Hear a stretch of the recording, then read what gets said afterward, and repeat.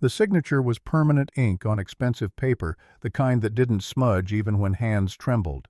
Evangeline Sterling.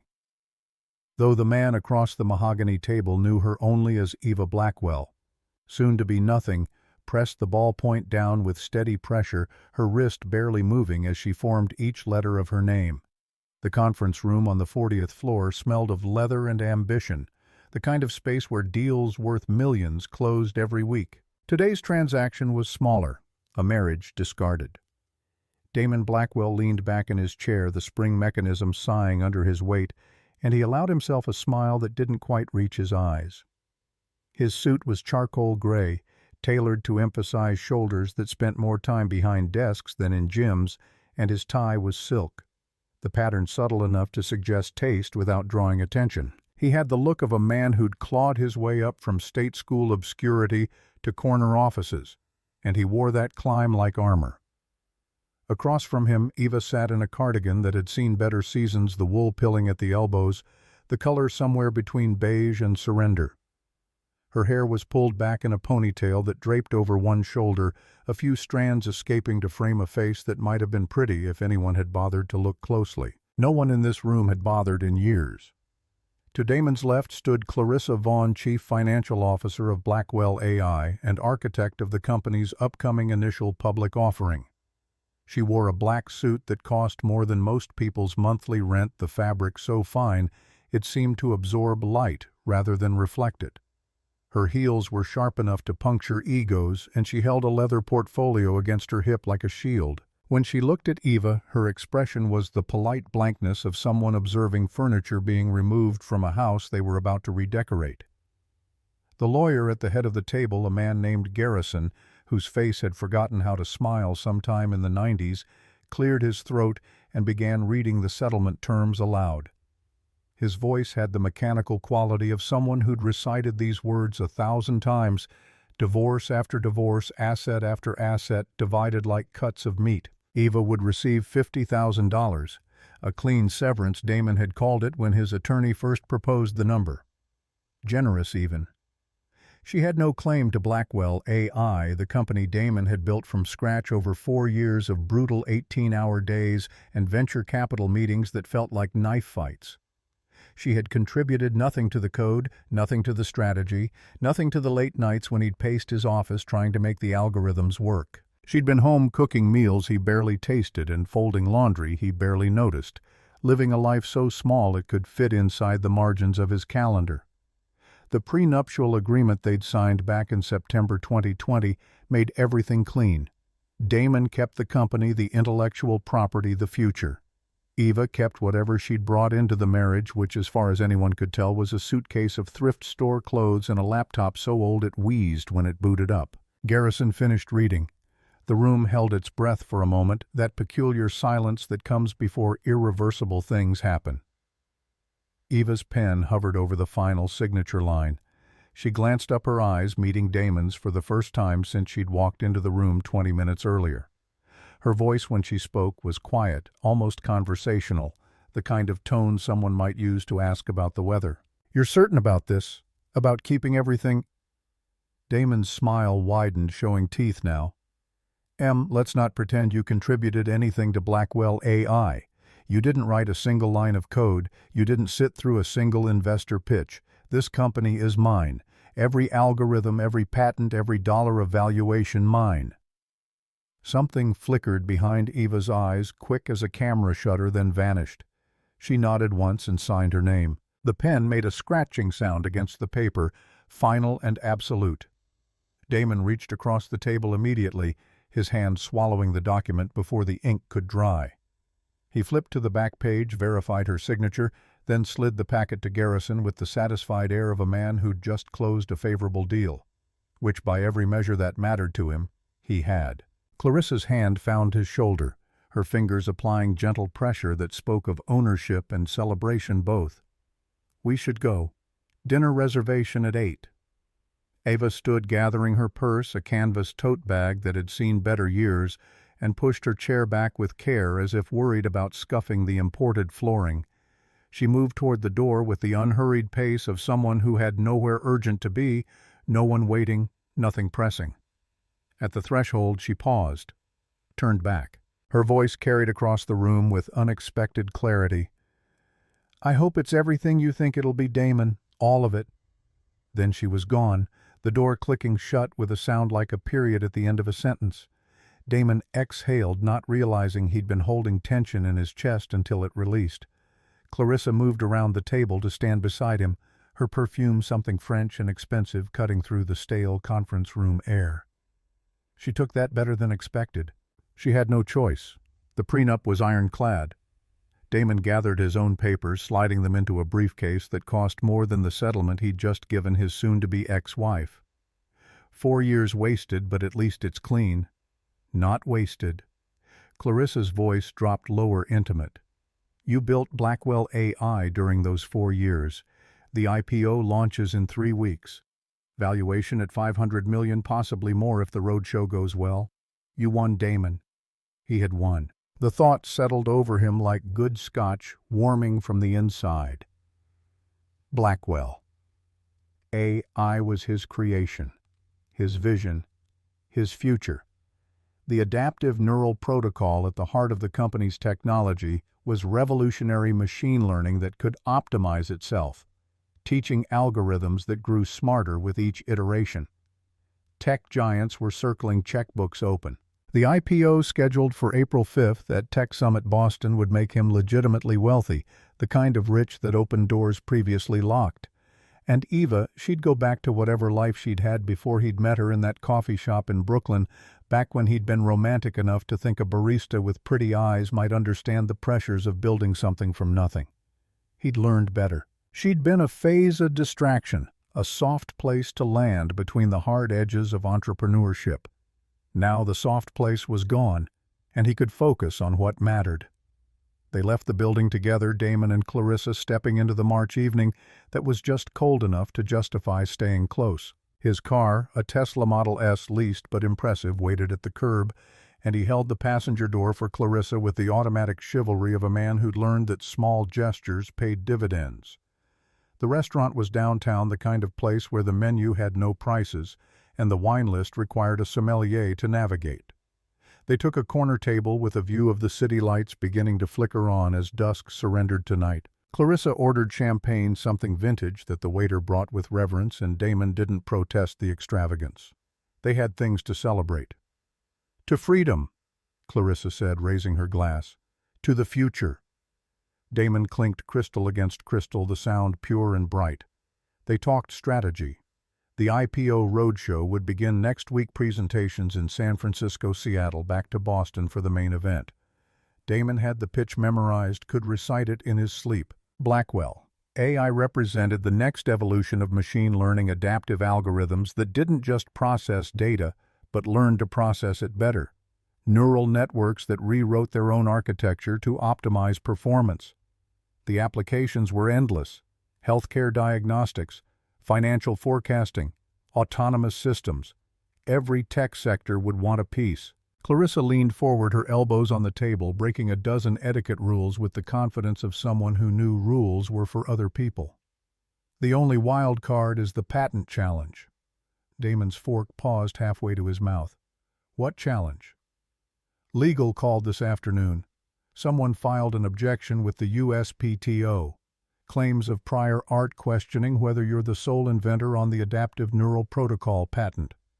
The steak suddenly tasted like cardboard in his mouth. He swallowed with effort, reaching for his wine. Who filed it?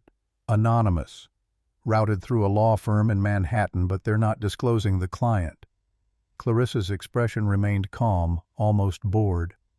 Legal says it's probably a competitor trying to throw sand in the gears before the IPO. Standard tactic. They're confident it'll go nowhere. How confident? 95%. The patent documentation is solid. You're listed as sole inventor. The development timeline is clear. Unless someone can produce actual code with earlier timestamps, it's just noise. Damon set his fork down, appetite fading. We should still be careful. If anything comes up at Tech Summit, nothing will come up. Clarissa's voice had edges now, the CFO speaking rather than the lover. We've vetted everything. The due diligence was thorough. Your IP is clean, Damon. This is just last-minute jitters from someone who doesn't want to see us succeed." He wanted to believe her. Needed to, really, because the alternative that someone had legitimate grounds to challenge his patent, his company, his future, was unthinkable. Blackwell, I was built on that algorithm. Without it, the valuation collapsed. Without the valuation, the IPO died. Without the IPO, 4 years of work evaporated. But he'd been careful. The code was his. He'd developed it over countless late nights starting in 2020 when the company was just him and a dream in a too-expensive co-working space. The algorithms had evolved, improved, been refined through iteration after iteration, but the core architecture was his creation. He'd registered the patents, properly filed all the paperwork, followed every legal protocol. There was nothing to worry about, nothing at all. The rest of dinner passed in a blur of conversation about logistics and timelines and backup plans that wouldn't be needed. By the time they left the restaurant, Damon had convinced himself that Clarissa was right. Just competitors being competitors. Standard practice in the cutthroat world of tech startups approaching billion-dollar valuations. He dropped Clarissa at her apartment in the village, declining her invitation to come up with the excuse of needing to review presentation materials before morning. It was partially true. Mostly he wanted to be alone with his thoughts, to sort through the satisfaction of being finally officially free from Eva and the nagging anxiety about patent challenges that probably meant nothing. His own apartment, the penthouse he'd bought 6 months ago when it became clear the marriage was ending, occupied the top floor of a building in Tribeca.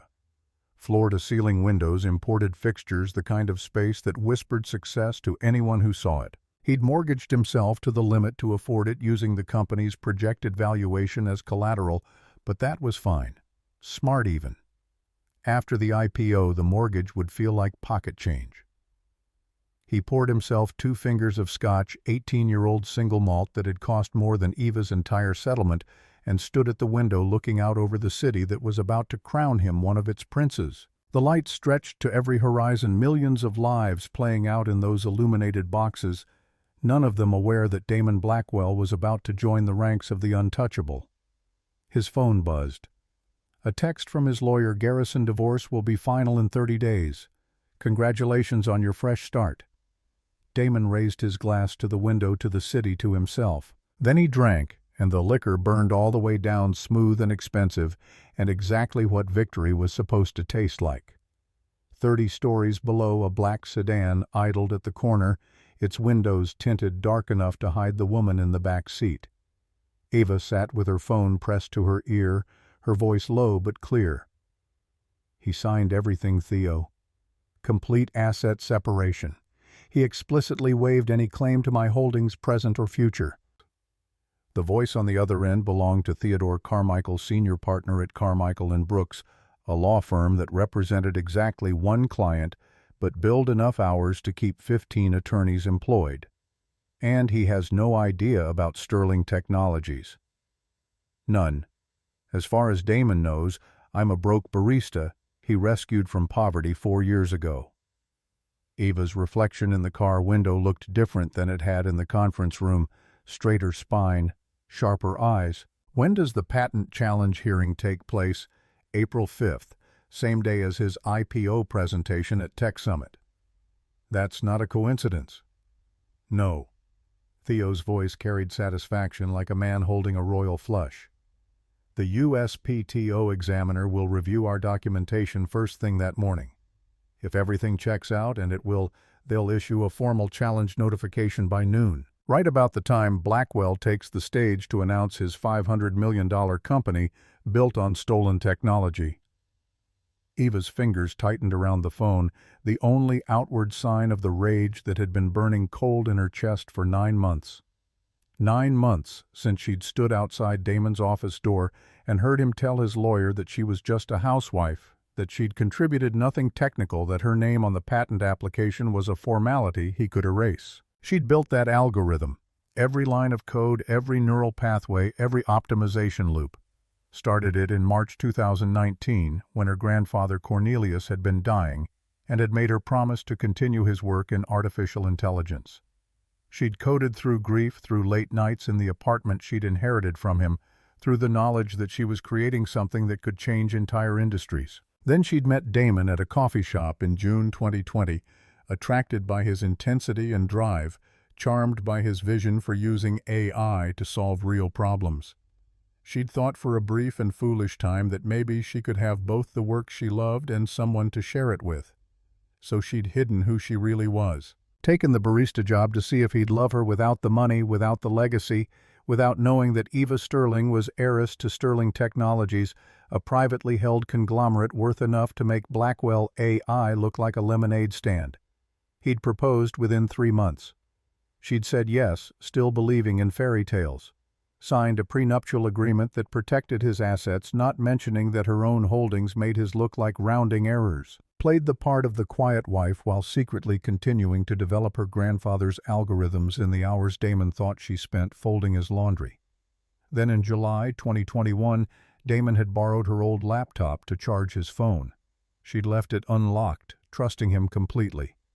2 weeks later, she'd noticed files copied from her hard drive. A month after that, his company had filed its first patent application, and her code, her architecture, her innovations, her late nights and breakthroughs was listed under his name only. She'd confronted him that night. He'd laughed, called it a misunderstanding, said he'd been using her work as inspiration to develop his own parallel system, promised to add her to the patent. She'd wanted to believe him. But in June 2023, she'd overheard him in his home office on the phone with his attorney strike Evangeline's name from the application. "She's just my wife. She doesn't understand the technical details. This is my work, my IP. Keep it clean." That was when the fairy tale died.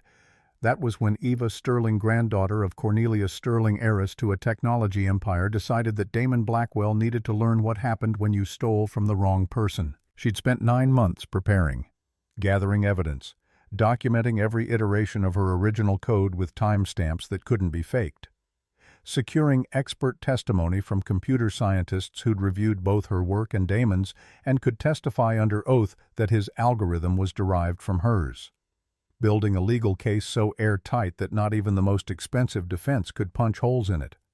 And she'd waited. Let him think he'd won. Let him file for divorce. Let him push papers across that mahogany table. Let him walk away believing he'd outsmarted the simple barista who'd never understood what he was building. The trap was set. In 3 weeks, it would spring shut. "The documentation is ready," Eva asked Theo, now watching the lights of Tribeca, where Damon was probably celebrating his freedom with expensive scotch. 47 versions of your code dated from March 2019 through May 2020, all with metadata intact, all stored on servers with third-party verification. Expert witnesses prepared to testify. Prior art established beyond question. Theo paused. "Ava, when this goes public, it won't just stop his IPO. It'll destroy him professionally. Are you certain?" She thought about the comment in line 247 of her code, the one Damon had copied without understanding what it meant. "For Grandpa Cornelius, your legacy continues." Thought about her grandfather spending his last months making her promise not to let the work die, not to let the algorithms they'd developed together disappear into corporate vaults where profit mattered more than progress. Damon had stolen more than code. He'd stolen her grandfather's legacy and was about to sell it to the highest bidder, crediting himself as the sole genius, erasing her completely from the things she'd built with her own hands and her own late nights and her own tears when the solutions wouldn't come. "I'm certain," she said. "He made his choice when he erased my name. Now he lives with the consequences." She ended the call and instructed the driver to take her to the Upper East Side, to the brownstone that had been in the Sterling family for 3 generations. The house where she'd grown up, where her grandfather had taught her to code on machines that now belonged in museums, where she'd learned that technology was power, but character was currency. The rooms were dark when she arrived, the housekeeper long since gone home. Eva walked through spaces filled with memories, past photographs of her grandfather receiving awards from institutions that didn't give them lightly past framed patents that had changed industries, past the library where they'd spent countless evenings arguing about neural network architecture while the city hummed outside. She stopped in front of his desk, the leather surface still holding the faint impression of where he'd rested his arms while working. A photograph sat in a silver frame. Cornelius Sterling, at 70, sharp-eyed and smiling, holding a very young Ava on his lap, while she pointed at a computer screen displaying code she was too young to understand, but already fascinated by. 3 more weeks, Grandpa, she whispered to the photograph. Then everyone will know the truth. The words hung in the empty room, a promise made to a ghost and to herself. Outside the city continued its indifferent sprawl, millions of people sleeping or working or loving or scheming, unaware that in 3 weeks at a conference center in Boston, a man would learn the hardest lesson of his life, that silence wasn't weakness, that underestimation was a weapon, and that the woman he'd dismissed as insignificant had always been the most dangerous person in the room. Eva turned off the lights and climbed the stairs to the bedroom she'd kept exactly as it had been when she was younger, before the inheritance, before the responsibility, before she'd learned that loving someone meant risking them, taking everything you'd built and calling it their own. Tomorrow, she'd return to the role she'd been playing for 4 years. The quiet ex-wife, the woman who'd walked away with nothing, the footnote in Damon Blackwell's success story. But in 3 weeks the story would change. The footnote would become the author, and Damon would learn that some thefts carried prices too high for anyone to pay. She slept deeply that night, the sleep of someone who'd made peace with what came next. No dreams troubled her, no doubts whispered in the dark, just the quiet certainty of someone who'd built a perfect trap and now only had to wait for the mechanism to spring. The countdown had begun. April 5th would arrive whether Damon was ready or not, and when it did, the world would learn the truth about the adaptive neural protocol, about who had really created it, and about the cost of stealing someone's work and calling it your own. 3 weeks, 21 days, 504 hours. Then Justice would arrive wearing a Navy suit and carrying documentation that couldn't be refuted, and the man who'd erased Eva Sterling from his patents would learn that some names couldn't be erased. Some debts always came due, and some victories were counted not in dollars, but in the moment when truth finally inevitably won. The Boston Convention Center occupied 4 city blocks of glass and steel, a monument to commerce dressed up as innovation. By 8 in the morning on April 5th, the main hall was already filling with venture capitalists and expensive casual-wear journalists hunting for the next unicorn story, and entrepreneurs who'd mortgaged their futures on PowerPoint presentations and prayer. Tech Summit drew them all, the faithful and the fraudulent alike, to 3 days of pitches and panels where fortunes were made or unmade based on who could tell the most convincing story about the future. Damon Blackwell arrived at 7:30, earlier than necessary, but unable to stay away. He'd barely slept running through his presentation in the hotel room until Clarissa had finally told him to shut up and get some rest, that he was prepared that everything would go perfectly. She was probably right. The roadshow had gone flawlessly, standing ovations in San Francisco, commitments totaling $300 million in Seattle interest from firms whose names alone could validate a company. Blackwell, A. I was the hottest IPO of the quarter, possibly the year, and today's keynote would seal it. The main stage dominated the hall, a platform elevated high enough to make speakers look important screens on either side, ready to display whatever vision of tomorrow they were selling. Damon's time slot was 11 o'clock prime positioning after the morning rush, but before lunch dulled everyone's attention. An hour to change his life. 60 minutes to transform from ambitious entrepreneur into legitimate tech titan. He walked the stage alone while crews were still checking sound levels, letting his shoes click against the polished floor, imagining how it would feel when 5,000 people filled those seats to hear him speak. The adaptive neural protocol represented a genuine breakthrough, algorithms that could optimize themselves without human intervention, learning systems that got smarter with every iteration. Healthcare could use it to predict disease outbreaks. Finance could model markets with unprecedented accuracy. Autonomous vehicles could navigate with near-human intuition. The application stretched beyond what any single presentation could cover. His phone buzzed. A text from his attorney Garrison patent challenge hearing concluded. Waiting for examiner's decision. Should have word by noon.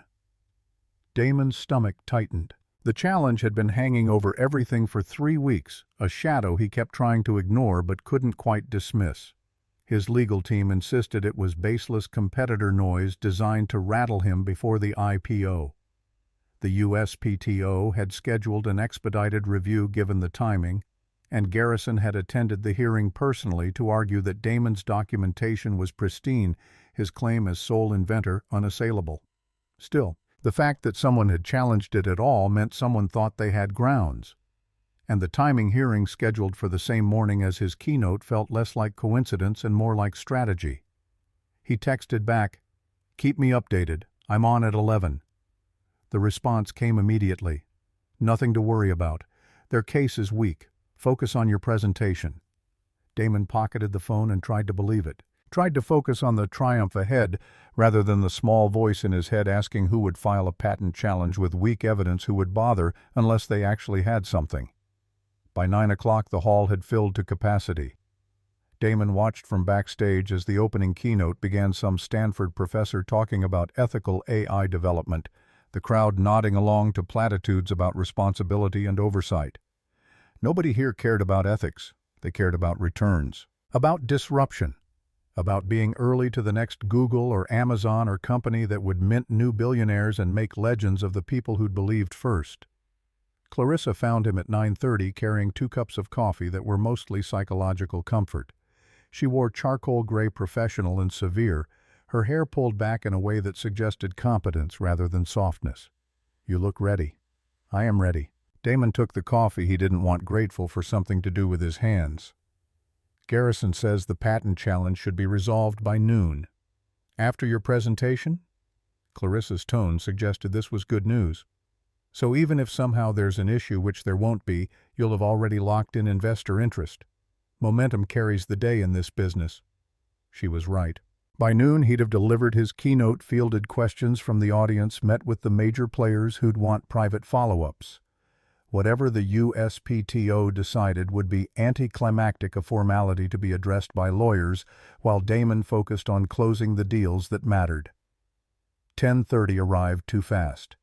A production assistant wearing a headset and permanent anxiety told Damon he had 20 minutes, that his mic check was in 5, that everything was running on schedule. The previous speaker wrapped up to moderate applause. Stagehands moved equipment.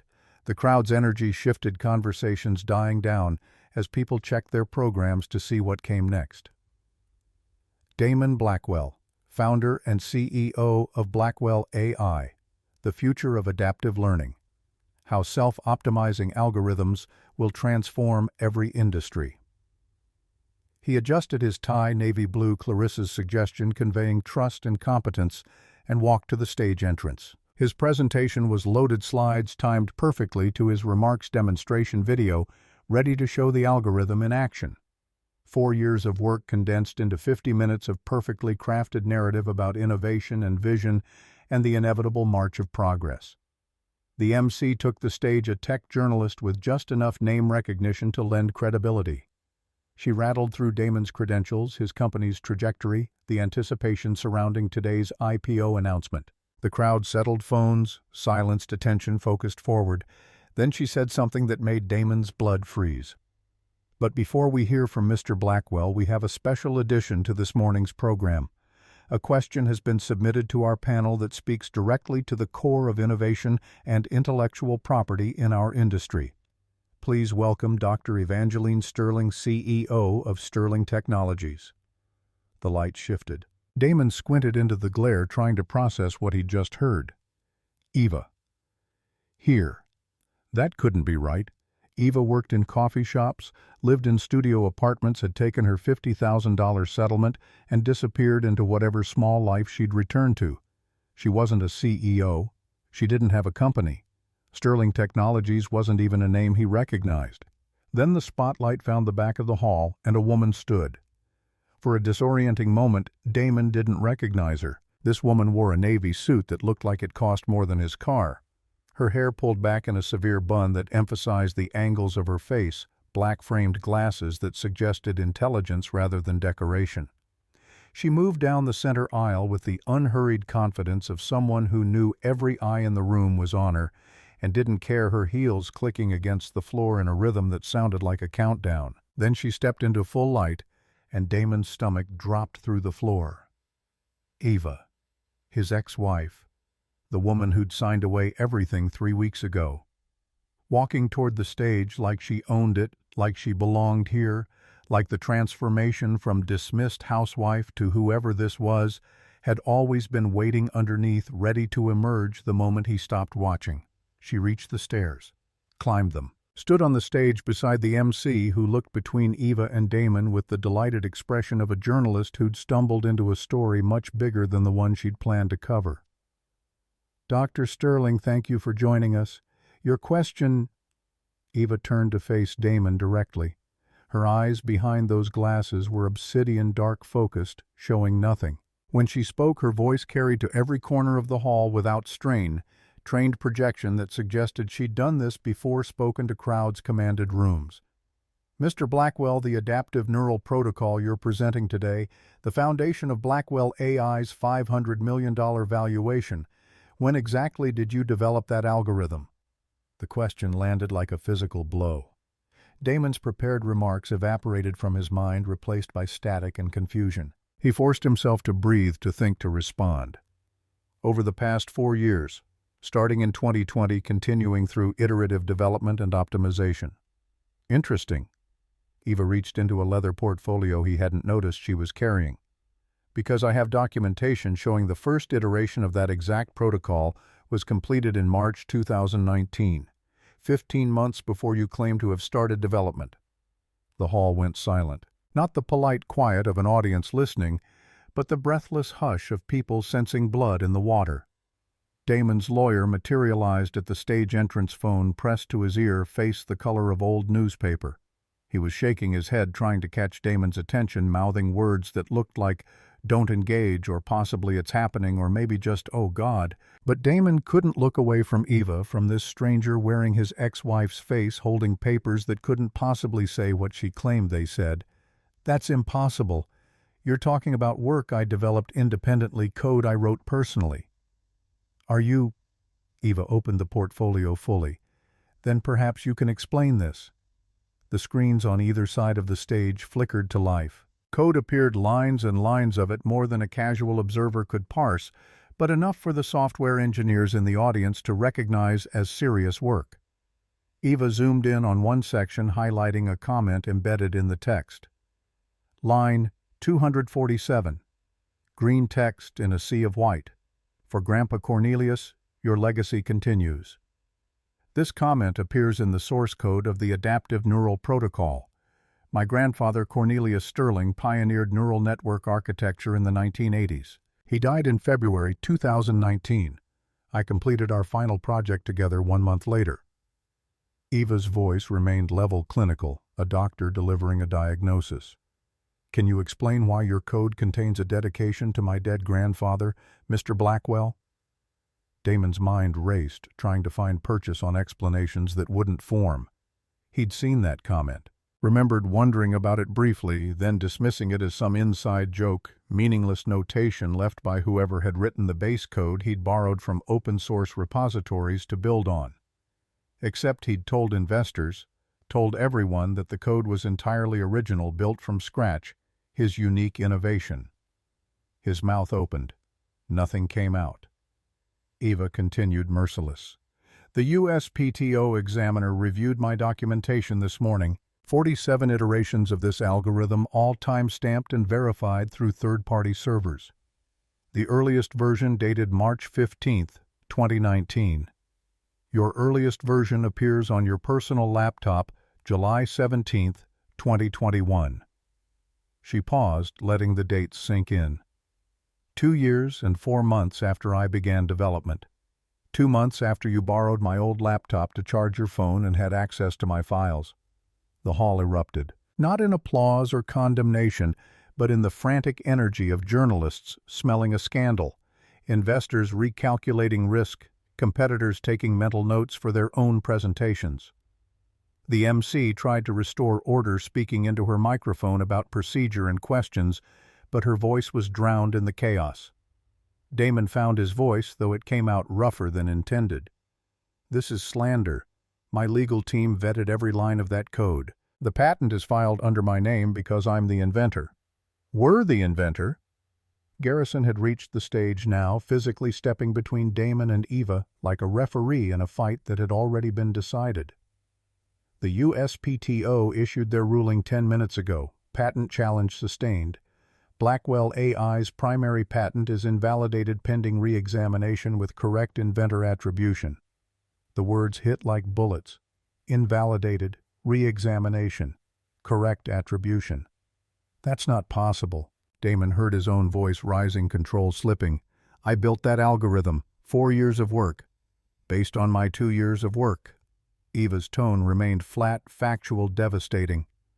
"Work you copied from my laptop in July 2021. Work you then filed patents for listing yourself as sole inventor. Work you built a company on while telling your lawyers I was just a housewife who didn't understand technical details." The last part landed with particular venom, and Damon realized with dawning horror that she knew about the conversation he'd had with Garrison, the one where he'd ordered Eva's name struck from the patent application, the one he'd thought was private and protected and safely buried in attorney-client privilege. "How did you—" He stopped, understanding, arriving too late. She'd been in the next room. The brownstone he'd thought was too small for her, where walls were thin and doors didn't seal perfectly. She'd heard everything, known for months what he'd done. Let him file for divorce, let him think he'd won, let him walk into this moment completely unprepared. Eva closed her portfolio with a snap that sounded like a prison door. "Sterling Technologies filed suit against Blackwell AI this morning. We're seeking $50 million in damages for intellectual property theft, plus 80% equity in your company as compensation for unauthorized use of proprietary algorithms." She looked past Damon to the audience, addressing them directly now. "I'm also releasing the full technical documentation to the public domain. The adaptive neural protocol was meant to advance the field, not enrich someone who stole it. Anyone who wants to build on this work is welcome to it free of charge." The implications crashed through Damon like a wave. His company was built on that patent. The valuation, the investor interest, the entire IPO, all of it assumed Blackwell.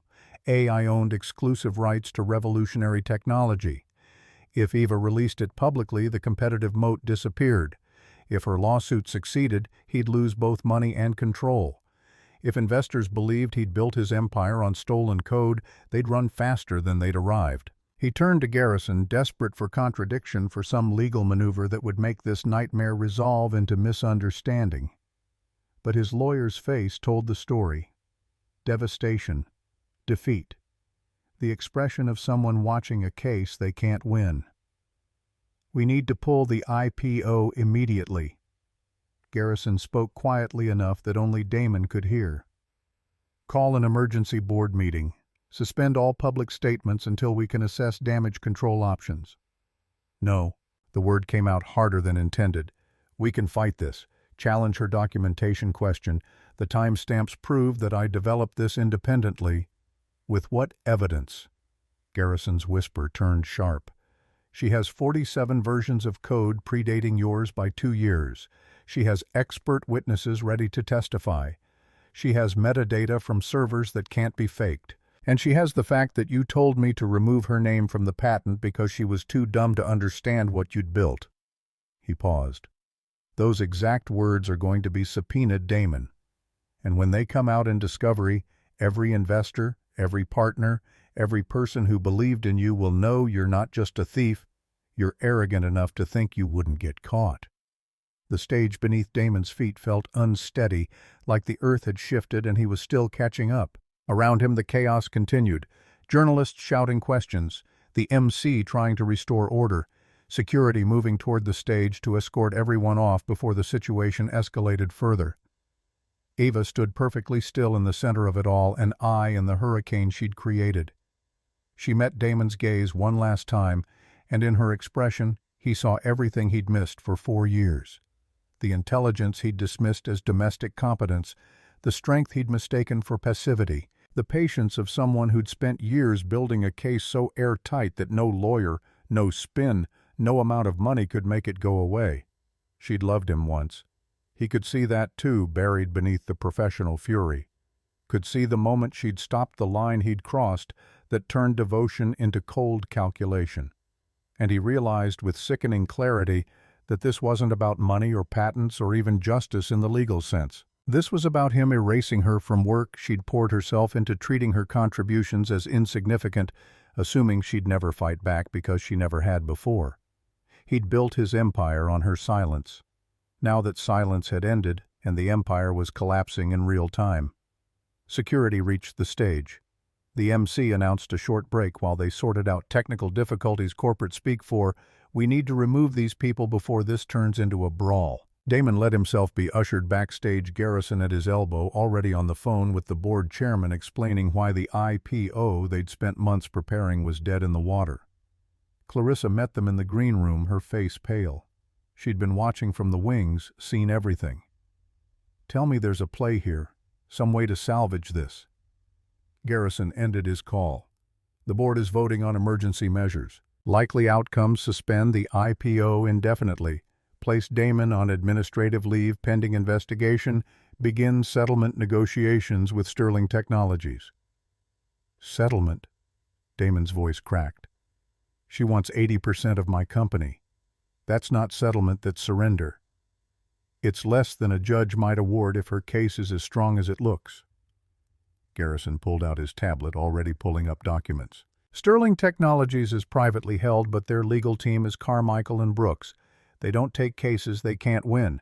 If Theodore Carmichael is personally representing her, they've vetted everything 6 ways from Sunday."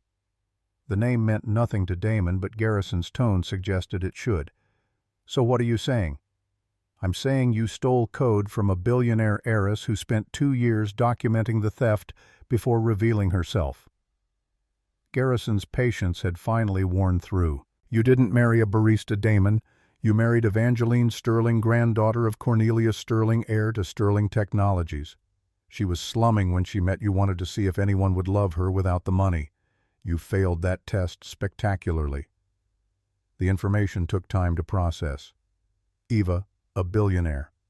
The quiet woman who'd cooked his meals and folded his laundry and never mentioned having money because she'd been testing whether he'd love her for herself. And he'd proven definitively that he wouldn't have, that he'd valued her only for what she could provide, while simultaneously dismissing those contributions as worthless. "Why didn't she tell me?" The question came out plaintive, almost childish. "Because then you would have treated her like money instead of a person." Clarissa's voice was cold.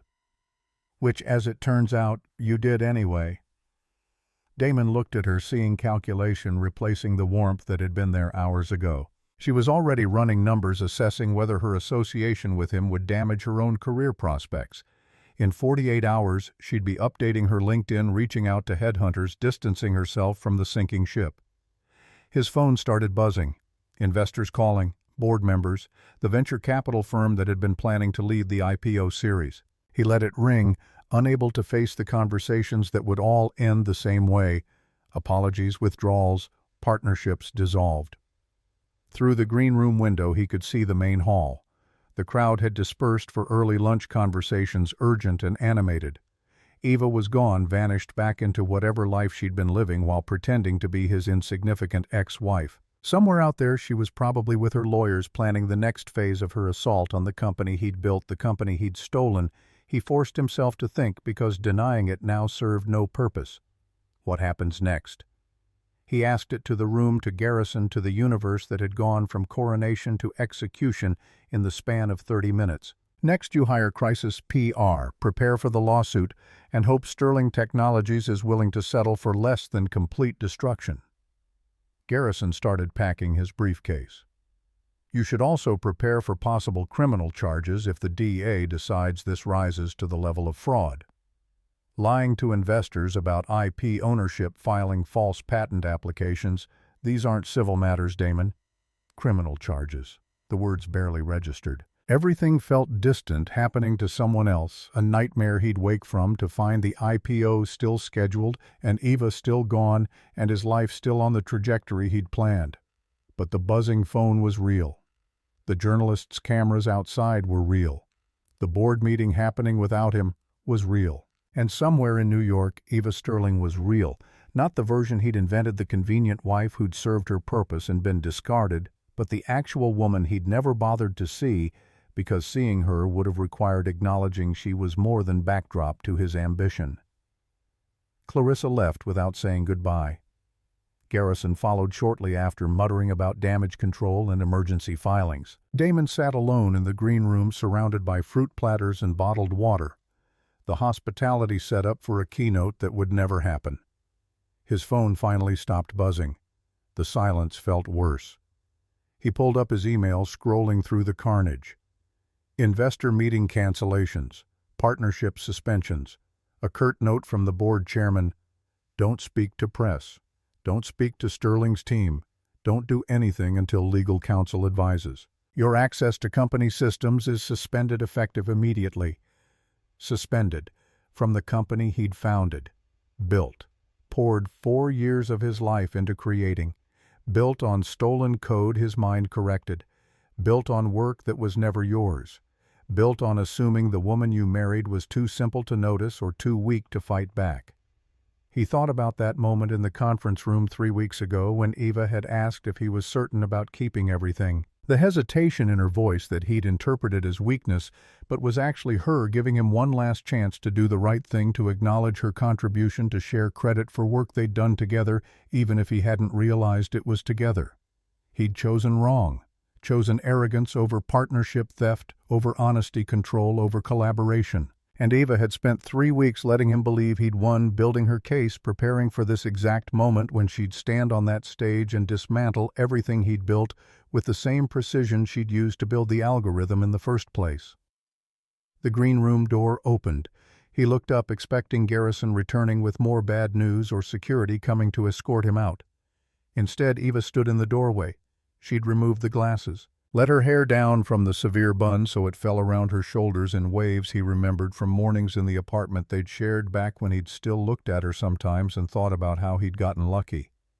Her expression held no triumph, no anger, just exhaustion and something that might have been disappointment, if disappointment could calcify into diamond-hard resolve. "I didn't come here to gloat." Damon's throat felt like sandpaper. "Then why did you come?" "Because you're going to spend the next months wondering if I planned this from the beginning. If I married you just to set up this moment." She stepped into the room, letting the door close behind her. "I need you to understand I loved you, Damon. When we met, when we married, even when I realized you were using my work. I loved who I thought you were." "Then why destroy me?" "I'm not destroying you." Her voice was quiet but inflectionless. "I'm taking back what you stole. There's a difference. The patent, the lawsuit, the public humiliation were all consequences of your choices." She cut him off. "You erased my name, told your lawyers I was too dumb to understand my own code, built a fortune on work I did while you were taking credit for brilliance that was never yours." She paused. "I gave you chances, Damon. I asked if you were certain about the divorce terms. I left that comment in the code where you'd see it if you'd bothered to actually read what you were stealing. Every step I hoped you'd stop. Do the right thing. Acknowledge what you'd taken. You set me up. No, I gave you rope. You tied the noose yourself." The words hung between them, final and irrevocable. Damon searched for arguments, justifications, ways to make this her fault instead of his. Found nothing that could hold weight against the simple fact that he'd taken her work, called it his, and built an empire on theft, while dismissing the person he'd stolen from as too insignificant to matter. What happens now? Now you face the consequences. The lawsuit, the board investigation, the investors who'll want answers you can't give. Eva's expression didn't change. "Sterling Technologies will acquire Blackwell AI's assets at pennies on the dollar. Your equity will be diluted to nothing. You'll sign away any claim to the adaptive neural protocol or any derivative works." "That's everything. That's my entire life for the past 4 years. "Yes." She turned toward the door, then stopped. "You know what's strange? I didn't want this. Even after I knew what you'd done, part of me kept hoping you'd do the right thing. Come clean. Give credit where it was due. We could have built something real together if you'd just been honest." Her hand found the doorknob. "Instead, you chose to build a lie. Now the lie is gone, and you have to learn to live with who you actually are instead of who you pretended to be." She opened the door, paused one more time. "For what it's worth, Damon, I did love you. But you never loved me. You loved what I could give you while asking for nothing in return. And when I stopped giving, you had nothing left." And then she was gone, the door clicking shut with the finality of a period on a sentence that had been 4 years in the writing. Damon sat in the silence, watching the walls that felt like they were closing in. Outside, his career was ending. His company was dying. His future was collapsing into rubble and recrimination. And he had no one to blame but the man he saw in the reflection of the green room window, someone who'd gambled on theft and arrogance and the assumption that the quiet people would stay quiet forever. He'd lost, not just the lawsuit or the IPO or the money. He'd lost the war before he knew it had started, before he understood that the woman he'd married was the most dangerous opponent he'd ever face, and he'd made her an enemy through nothing more than his own greed and blindness. His phone buzzed one more time. A single text from an unknown number. "Your 5 p.m. board meeting. Don't be late. Garrison." 5 hours until they'd officially strip him of the company he'd built on stolen foundations. 5 hours until the consequences Eva had promised became concrete and irreversible. 5 hours to sit with the knowledge that he'd done this to himself, one theft and lie at a time, until the structure couldn't support its own weight anymore and came crashing down. He stood, straightened his tie, walked out of the green room and through corridors that felt like they belonged to a stranger's life. The future he'd envisioned that morning was gone, replaced by something smaller and darker and entirely deserved. Outside Boston was sunny and indifferent, the city continuing its business while Damon Blackwell's world ended. He stood on the steps of the convention center watching people who didn't know him and wouldn't care if they did, and tried to figure out what came after everything you built turns out to be stolen, and the person you stole from was always 3 steps ahead, waiting for the perfect moment to take it all back. The answer was simple, brutal, and entirely his fault. Nothing came after. This was the after, and he'd have to find a way to live in it. The board meeting happened in a hotel conference room because Damon no longer had access to his own office. 8 people sat around a table too small for the tension it held, faces ranging from uncomfortable to openly hostile. The chairman, a venture capitalist named Gregory Marsh, who'd invested early and made millions on paper that would never materialize, didn't waste time on pleasantries. "The SEC is opening an investigation into whether you knowingly misrepresented IP ownership to investors. That's securities fraud, Damon. Federal charges. Prison time if they decide to prosecute." Damon had prepared himself for termination for loss of equity, for public humiliation. The word prison landed differently. "I didn't know the code was hers. I thought—" "You thought what?" Marsh's interruption was surgical. "That algorithm just appeared on your laptop that comments about her dead grandfather wrote themselves. We've seen Sterling Technologies' documentation. Timestamps don't lie. You copied files from her computer in July 2021 and spent 2 years building a company on stolen work while telling everyone you were a genius inventor." The other board members shifted in their seats, distancing themselves from the wreckage. 2 had already tendered resignations that afternoon, unwilling to have their names attached to what the tech press was calling the biggest fraud since Theranos. The remaining 6 stayed only long enough to vote on damage control measures that would protect them while sacrificing Damon completely.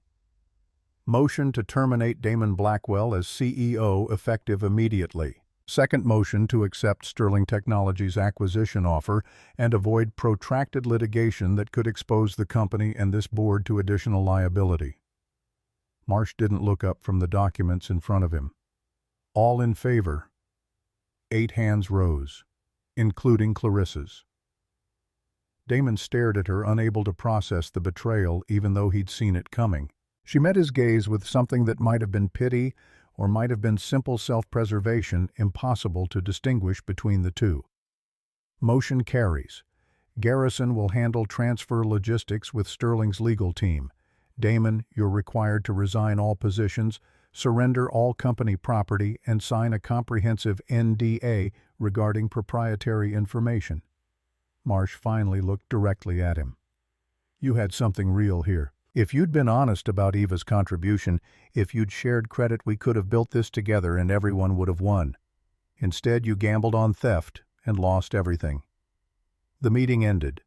Papers were pushed across the table for signature resignation letters, equity surrender documents, agreements not to disparage the company or interfere with the acquisition. Damon signed them all, each stroke of the pen erasing another piece of the identity he'd constructed over 4 years. When it was done, he stood and walked out of the conference room into a hotel lobby full of strangers who didn't know his name was now synonymous with fraud. His phone buzzed constantly, reporters requesting comment, former colleagues sending carefully worded messages that boiled down to, "I can't be associated with you anymore." Headhunters who'd been courting him last week, now silent as graves. Outside, April rain fell in sheets, Boston's spring weather matching his internal state. He had no car. The Tesla had been company property already repossessed. His penthouse in New York was mortgaged against equity that no longer existed. Foreclosure proceedings probably already filed. The future he'd envisioned that morning had been replaced by something that looked suspiciously like nothing. His phone rang. Garrison's name appeared on the screen. Damon almost didn't answer, but unemployment meant he couldn't afford to ignore his lawyer. They're offering settlement terms. Sterling Technologies will drop the $50 million damages claim if you sign over all remaining equity and agree to a 5-year prohibition from working in artificial intelligence or machine learning. 5 years. Damon's voice came out hollow. That's my entire career. Everything I know how to do. Everything you know how to do is based on code you stole from Eva Sterling. They're being generous by not pursuing criminal charges. Garrison sounded tired, done with a client who'd lied to him from the beginning. You have 24 hours to accept. After that, they proceed with full litigation, and you spend the next decade in courtrooms and possibly prison. The line went dead. Damon stood in the rain, letting it soak through his expensive suit, watching taxis splash past, carrying people to destinations that mattered. 24 hours to accept complete destruction or risk something worse. Not really a choice at all. He took a bus back to New York because he couldn't afford the last-minute flight prices, sitting in the back row, surrounded by students and families and people whose lives hadn't imploded in the span of a single morning. The trip took 5 hours.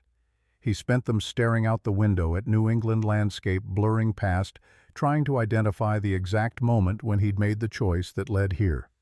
July 2021. Borrowing Eva's laptop. Seeing the files, the code, the elegant solutions to problems he'd been struggling with for months.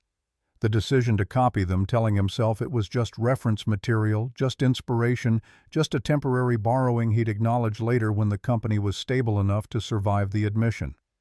Except later never came. The code worked too well. Investors loved it too much.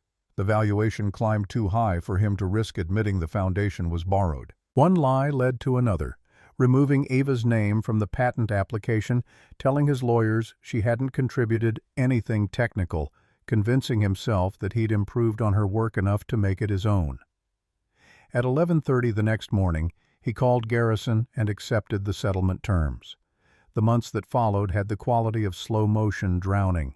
Sterling Technologies acquired Blackwell, AI's assets for $9 million, a fraction of the projected valuation, but more than the hollowed company deserved.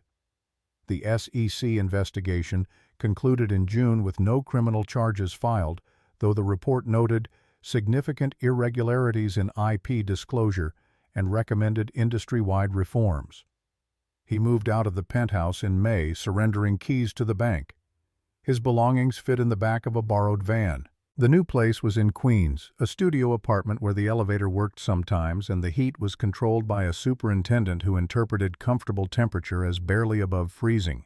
700 square feet cost $1,800 a month, nearly depleting the $50,000 Eva had given him 3 months earlier.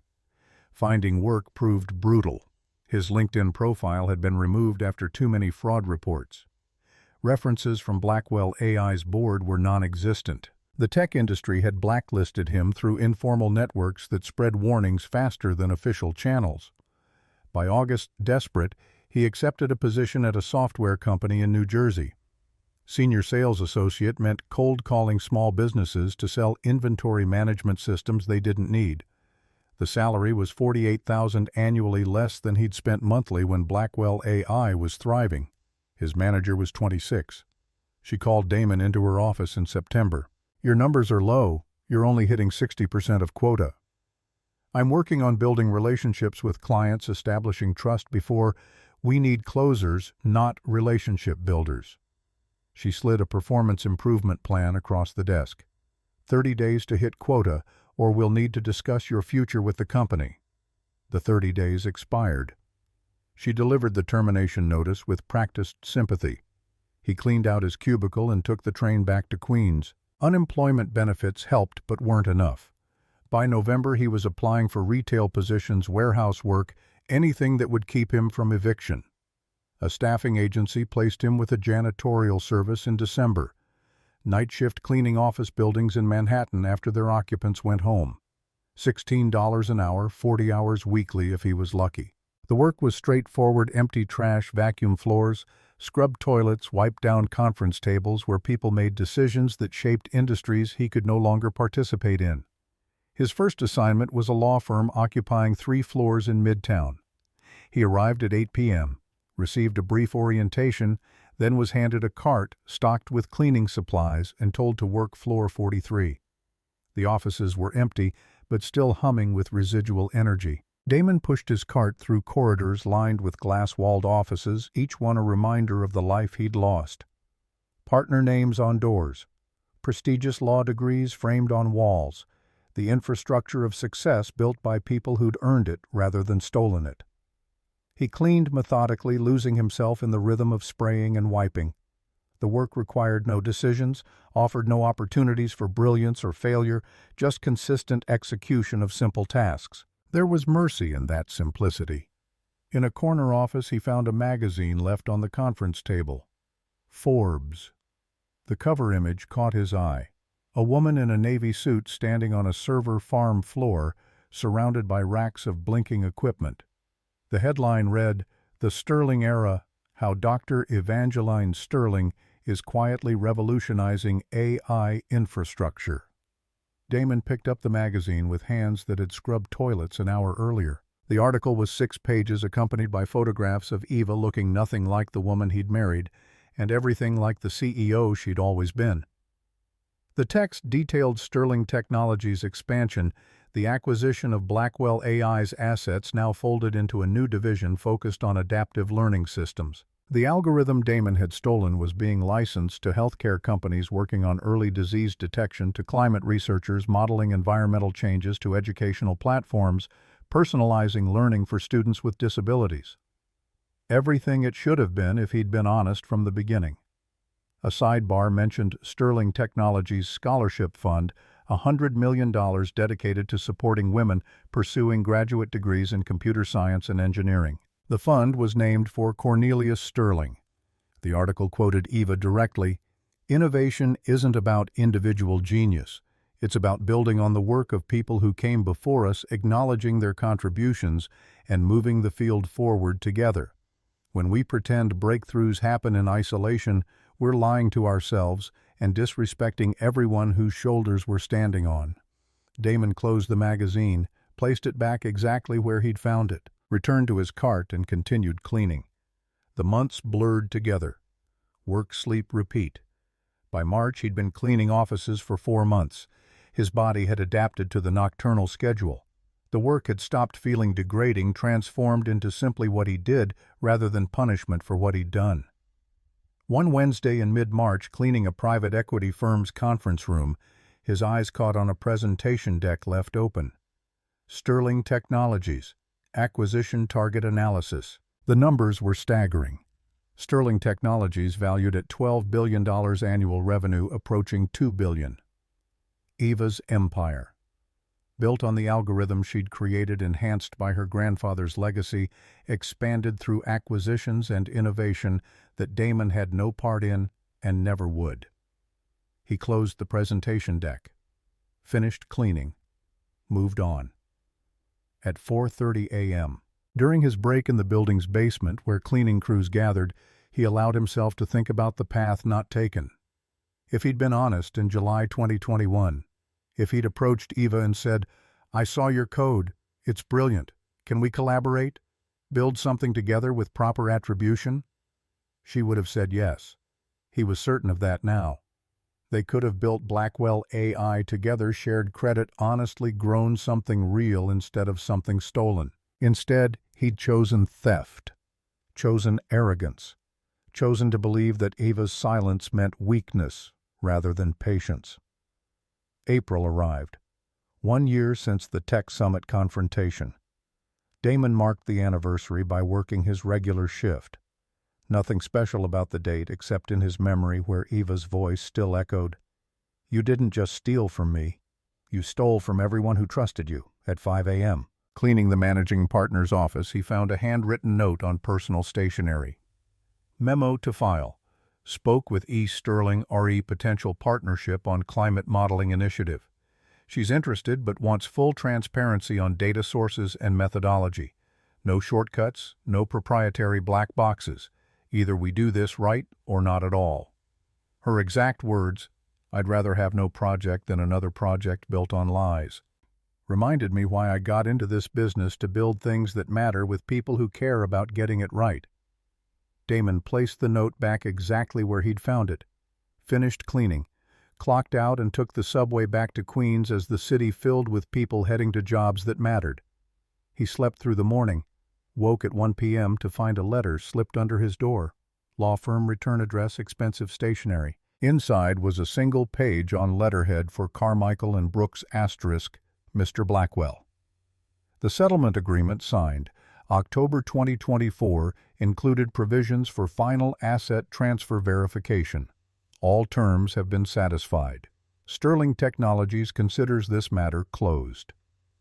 Separately, Dr. Sterling asked me to inform you that the Phoenix Center in Brooklyn is accepting applications for community reintegration counselors. The position involves working with individuals transitioning from incarceration or professional disgrace, helping them rebuild lives after significant setbacks. Starting salary is $45,000 annually. Dr. Sterling emphasized that this is not charity. The position requires genuine qualifications and will be filled through standard hiring processes. Your name will receive no special consideration. However, she thought you should be aware the opportunity exists. Regards, Theodore Carmichael, Esquire. Damon read the letter 3 times. Eva had founded the Phoenix Center. He'd learned that from articles about her philanthropic work. The location was the same block where they'd met, the building purchased and renovated into something that served people. The job offer wasn't an offer exactly, just information, an opportunity he'd have to pursue through official channels. But Eva had made sure he knew it existed, had taken time to think about his circumstances, to identify something he might be qualified for, to create a path forward that didn't erase his past but didn't condemn him to cleaning offices forever either. The application deadline was 2 weeks away. Damon pulled up the Phoenix Center's website on his aging laptop. The position description was detailed, helping people navigate workforce re-entry, providing counseling on rebuilding professional identities after public failures, connecting clients with resources for housing and employment and mental health support. Everything he would have needed a year ago. Everything he needed now. He started the application. The essay portion asked, "Describe a significant failure in your professional life and what you learned from it." Damon stared at the blank text box for an hour, finally settled on words that felt true. "I built a company on work I stole from my wife, convinced myself the theft was justified because I'd improved on her foundation, and destroyed both the company and the marriage when the truth inevitably surfaced. I learned that shortcuts always have costs, that borrowed brilliance isn't genius, and that the people we underestimate are often the ones who see us most clearly. I learned this too late to save what I'd built, but hopefully not too late to build something real from here forward." He submitted the application before he could second-guess it. Then he got ready for his shift, putting on the navy polo and work pants, riding the subway into Manhattan to clean floors where people built futures he could only observe from the margins. The weeks passed. He heard nothing from the Phoenix Center. April became May. The city grew warmer. On a Tuesday in late May, his phone rang during his afternoon hours. Unknown number, local area code. "Is this Damon Blackwell?" "Yes." "This is Sarah Chen from the Phoenix Center. We received your application for the Community Reintegration Counselor position. Are you still interested?" His heart hammered against ribs that suddenly felt too small. "Yes, absolutely. We'd like to schedule an interview. Would Thursday at 2 p.m. work for your schedule?" Thursday was 3 days away. He had that day off from cleaning. "Thursday works perfectly." She provided the address. "One more thing, Mr. Blackwell. Dr. Sterling won't be involved in the interview process. This is a standard hiring procedure with no special considerations for any candidate. Your application will be evaluated on its merits." "I understand." "Good. We'll see you Thursday." Thursday arrived. He wore his only suit, the charcoal gray that had survived from his Blackwell days, now slightly too loose. Took the subway to Brooklyn, emerging in a neighborhood that had gentrified significantly since 2020. The Phoenix Center occupied a renovated building with exposed brick and high ceilings, converted into spaces that felt both professional and welcoming. The receptionist directed him to a second-floor conference room where two people waited, Sarah Chen and a man introduced as Marcus Williams, program director. The interview lasted 90 minutes. They asked about his experience, his understanding of the population they served, how he'd handle specific scenarios involving clients who'd lost everything and were trying to rebuild. He answered honestly, drawing on his own year of descent. At the end, Sarah closed her notebook and looked at him directly. "You know Dr. Sterling could have destroyed you completely. The settlement she offered was generous compared to what she could have pursued legally." "I know." "Why do you think she stopped where she did?" Damon considered the question. "Because she's not interested in destroying people. She's interested in consequences being proportional to choices. I made terrible choices. I faced terrible consequences. But she didn't want revenge. She wanted the truth acknowledged and the theft corrected." He paused. "Also, I think part of her still remembered that she loved me once even though I didn't deserve it. And that memory was enough to stop her from going further than justice required." Sarah and Marcus exchanged glances. Sarah made a final note. "We'll be in touch within a week. Thank you for your time, Mr. Blackwell." He left the building and walked to the corner where the old coffee shop had been. A plaque marked the site, now Phoenix Center, founded 2024, building new futures from old failures. The words carved into brass, permanent and unambiguous. The call came 6 days later, Sarah Chen's voice professional but warmer. "Mr. Blackwell, we'd like to offer you the position.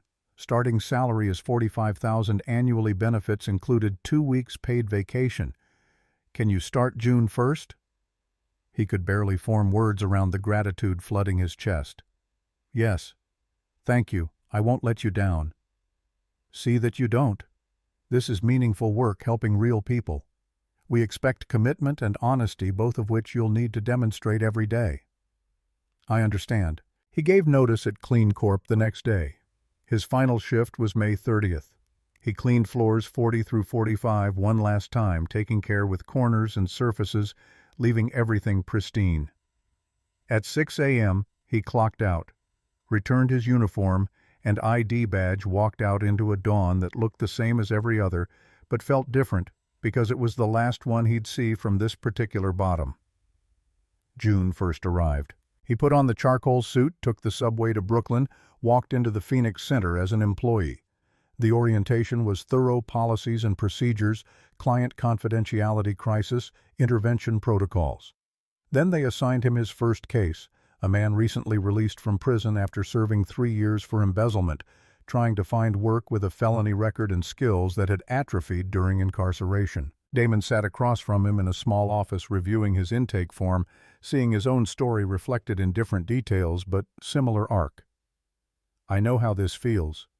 The weight of knowing you did this to yourself. The way people look at you when they learn your history. the sense that you'll never escape what you've done. The man looked up, eyes sharp with suspicion. Yeah, you've been inside. No, but I destroyed my career through fraud. Lost everything I'd built. Spent a year cleaning offices at night because no one else would hire me. Damon paused. I'm not going to tell you it gets easy, but I can tell you it gets different. If you're willing to do the work honestly, if you're willing to rebuild slowly, there's a path forward. It won't look like what you had before, but it can be real in a way the old life never was. They talked for an hour. By the end, the man had agreed to try the job placement program, to attend the skills workshops, to give the Phoenix Center's process a chance. It was a start. Damon walked out of that first session feeling something he'd almost forgotten useful. Not important, not brilliant, not destined for greatness. Just useful. 2 weeks into the job, Sarah Chen appeared at his office door mid-afternoon. Someone's here to see you. Conference room 3, 4th floor. Damon's stomach tightened. Who? She didn't say. Just asked if you had 20 minutes. He climbed the stairs. The elevator was broken again, pulse hammering. Investor checking up, board member questioning his hiring. He opened the conference room door. Eva stood by the window looking out at the Brooklyn street where they'd met 6 years ago. She wore a gray suit, simple and professional hair pulled back in a low ponytail. No makeup. She looked more like the Eva of 2020 than the CEO on magazine covers. Hello, Damon. Her voice was calm, neutral, not hostile, not warm, just present. Eva. He swallowed hard. Thank you for this opportunity. This isn't an opportunity from me. Sarah hired you because you met the qualifications. She turned to face him, and for the first time in over a year they stood in the same room without lawyers or stages or crowds between them. I just made sure you knew the position existed. Silence stretched between them, filled with everything unsaid over 4 years of marriage and 1 year of aftermath. You've moved on completely, haven't you? Eva nodded once. A long time ago. Sterling Technologies goes public next month. I'll be busy with that. She paused.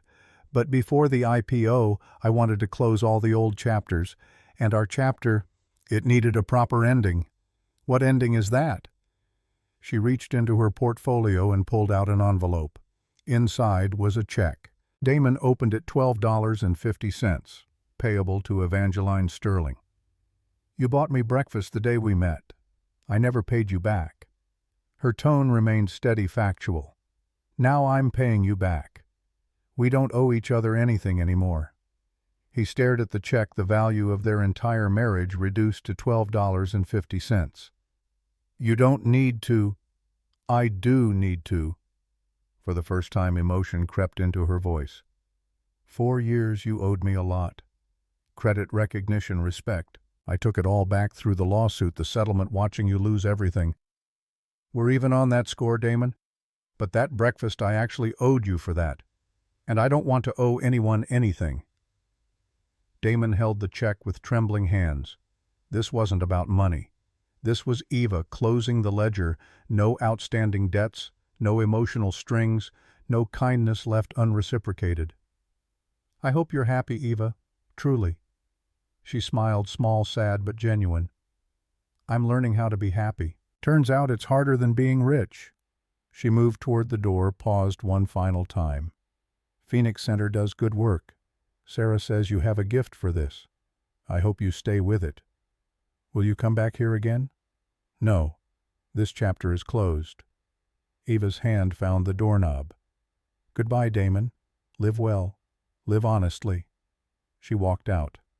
The door clicked shut with the finality of a book closing. Damon stood alone in the conference room holding a check for $12.50, the final receipt of a marriage built on lies, ended by truth, and concluded with the smallest of debts repaid. He didn't cry, didn't rage, just felt a weight lift that he'd been carrying for so long he'd forgotten what it felt like to stand upright without it. Eva had given him what he didn't deserve, closure, and now finally he could truly begin again. That evening, walking back from the subway station, he stopped at the brass plaque outside the Phoenix Center, building new futures from old failures. He read it like a prayer, a promise, a roadmap. 3 months passed. Summer heat gave way to autumn coolness. Damon's caseload grew 15 clients now, each one carrying their own version of catastrophic failure, each one trying to rebuild from wreckage. He learned their stories, helped them navigate the practical challenges of re-entry, listened when they needed someone who understood what it meant to have lost everything.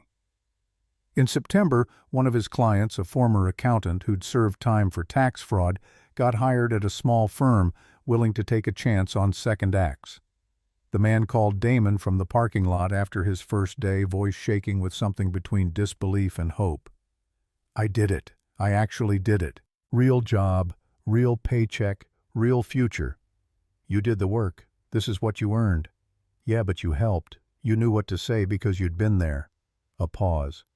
"Thank you, man. Seriously." The call ended. Damon sat at his desk, an actual desk in an actual office, modest but real, and felt something he'd chased for years through stolen code and false credentials: pride. Not the arrogant pride of building empires on borrowed genius, but the quiet pride of helping one person take one step forward. October brought news that Sterling Technologies' IPO had priced at $28 billion, making Eva one of the wealthiest self-made women in technology. The articles detailed her vision for ethical AI deployment, her commitment to open-source development, her grandfather's legacy living on through scholarships and research grants. Damon read the coverage without jealousy or bitterness. That could have been his life if he'd been honest, if he'd shared credit, if he'd built with her instead of stealing from her. But it wasn't his life, and dwelling on alternate histories served no purpose. His life was here in Brooklyn, helping people who society had written off. It was smaller than what he'd imagined. But it was real in a way Blackwell AI never was. In late October, he framed the $12.50 check and hung it on his apartment wall. Not as a trophy or self-flagellation, but as a reminder this was the true value of what he'd had with Eva. One breakfast, one moment of genuine connection before he'd buried it under lies and theft, and the arrogant assumption that her silence meant she wouldn't fight back. That small check was worth more than the $500 million valuation he'd lost, because it was honest. And from here forward, he would only build honest things. November arrived with early cold. Damon celebrated his 46th week at Phoenix Center quietly, almost a year of actually helping people instead of pretending to innovate. Sarah pulled him aside after a staff meeting. "We're expanding the program, adding 2 more counselors. I'd like you to help interview and train them." It wasn't a promotion exactly, but it was trust, responsibility, recognition earned through consistent work rather than stolen brilliance. "I'd be honored." December brought the first real snow. Damon walked through Brooklyn streets transformed into something cleaner, whiter, temporarily forgiven. He stopped at the corner where the coffee shop had been, now the Phoenix Center's community outreach office. Through the window he could see Sarah meeting with a new client, a woman whose body language screamed defeat and desperation. He recognized that posture, had worn it himself not so long ago. The woman would get help, would be assigned a counselor who understood failure intimately, would be given tools and resources, and most importantly, the message that one catastrophic mistake didn't have to define an entire life. Damon walked on snow crunching under his shoes, breath visible in cold air. His apartment waited, still small, still sparse, but paid for with honest wages and harboring no secrets. His work waited, not glamorous or lucrative, but meaningful in ways that building empires on stolen code never was. Eva was somewhere in Manhattan, probably running her empire, preparing for whatever came next after conquering the tech world. Their paths wouldn't cross again.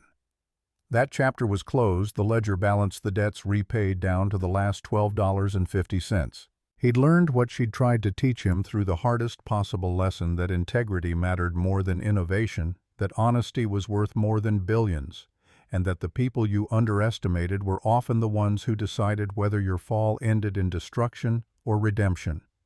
She'd chosen redemption for him despite everything, had built him a ladder out of the pit he'd dug, then stepped back to let him climb on his own. Now it was his job to extend that same ladder to others, to take the second chance he didn't deserve and use it to give second chances to people who did.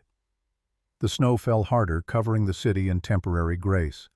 Damon pulled his coat tighter and headed home to the modest life he'd built from honest rubble, to the work that mattered precisely because it was small and real and his. Not the future he'd imagined, but a future he'd earned one difficult day at a time, learning that sometimes the greatest success was simply becoming someone you could look at in the mirror without flinching. The rest would come, or it wouldn't. Either way, it would be real. And real, he'd finally learned, was enough.